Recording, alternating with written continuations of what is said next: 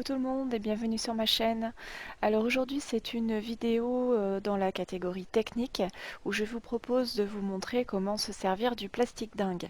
Donc j'ai choisi un kit acheté chez Action sur le thème de la mer et j'en ai acheté un deuxième sur, enfin c'est pas un kit, c'est le vrai, on va dire la marque de plastique dingue ou ce qu'on appelle aussi le plastique fou.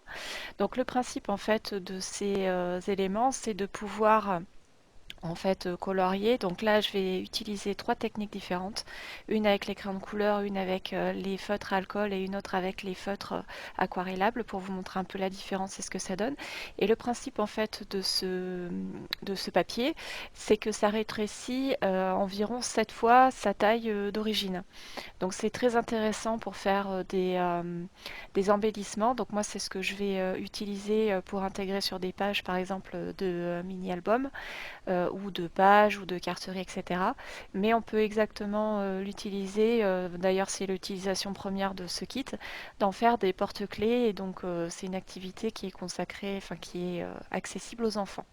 Donc je vais vous laisser regarder un moment la vidéo, je vais vous remettre un petit peu de musique et on se retrouve un peu plus tard pour la fin de la vidéo.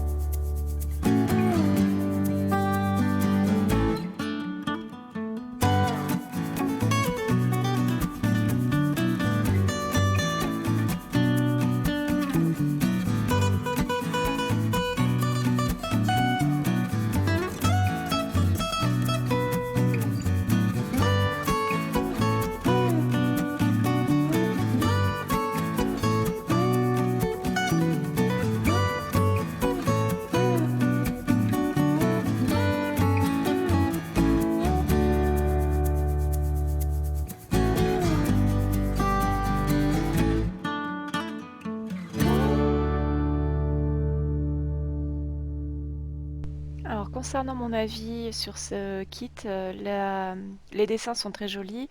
On peut facilement laisser des enfants colorier, il n'y a aucun souci. Par contre, au niveau de la découpe, le papier est beaucoup plus fragile en comparaison de celui que j'utilise, que vous voyez à l'image à l'instant.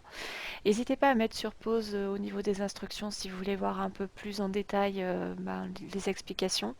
Pour cette deuxième partie de vidéo, je vais utiliser donc du plastique dingue acheté en magasin, donc en rayon loisirs créatifs. Et donc j'utilise, donc j'avais utilisé la Versafine, mais au final j'ai remarqué que c'était pas forcément une meilleure encre parce que au final elle a eu du mal à sécher en fait sur le papier. Et une chose que j'ai oublié de vous préciser, en fait, le plastique dingue, c'est une sorte de donc, plastique, comme son nom l'indique bien évidemment, qui a une face lisse et une face un peu rugueuse. Et donc c'est sur la face rugueuse qu'on vient appliquer le tampon ou qu'on vient dessiner, parce qu'un enfant peut très bien faire un dessin de lui-même et venir ensuite le colorier pour ensuite le réduire. Ça c'est tout à fait possible. Donc pour en revenir à cette encre, en fait, j'aurais peut-être dû en choisir une, soit avec un séchage plus rapide, parce que j'ai eu du mal à le faire sécher comme je vous le disais. Donc j'ai utilisé un buvard pour enlever l'excédent d'encre. Mais même en faisant ça, j'ai réussi un peu à m'en mettre un peu sur les doigts et à faire surtout baver le noir sur la couleur. Quand je vais le mettre en couleur, vous allez le voir un peu après. Je vous remets un peu avec de la musique et on se retrouve plus tard dans la vidéo.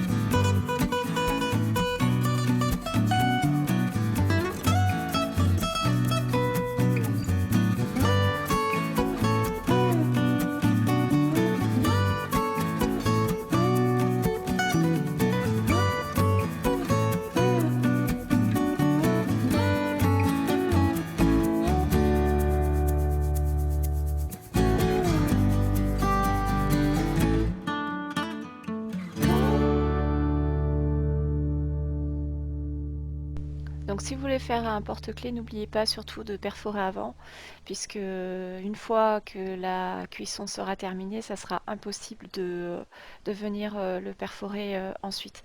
On va pas tarder à arriver à la partie de la vidéo la plus intéressante, celle où on réduit. Donc au niveau des instructions, ils préconisent de le mettre dans le four.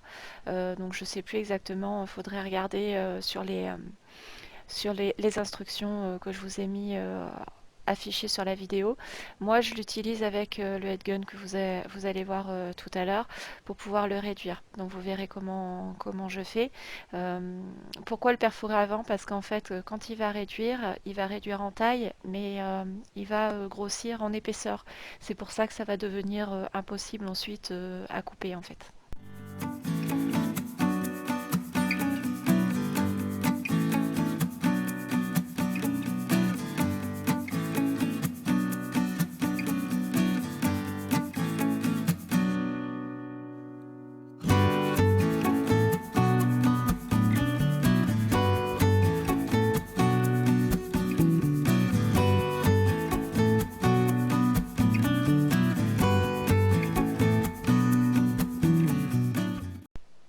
Donc voilà la partie que j'appelle la plus intéressante.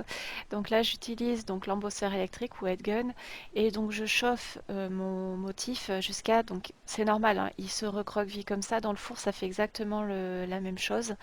Donc je le chauffe jusqu'à ce qu'il redevienne à peu près droit et dès qu'il est droit, j'utilise un verre donc de préférence qui soit froid pour bien le mettre à plat et qu'il soit froid tout de suite.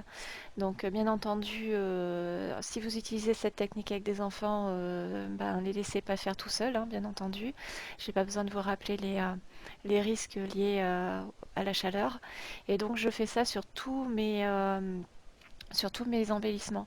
Et donc je vous montre régulièrement en fait ce que ça donne une fois réduit. Vous voyez que c'est beaucoup beaucoup plus petit. Mais au niveau de l'épaisseur, au final c'est on va dire, je vous montre pas réellement, mais voilà ce que ça donne pour le résultat. Merci d'avoir regardé cette vidéo. N'hésitez pas à vous abonner et à regarder les autres vidéos. À très bientôt.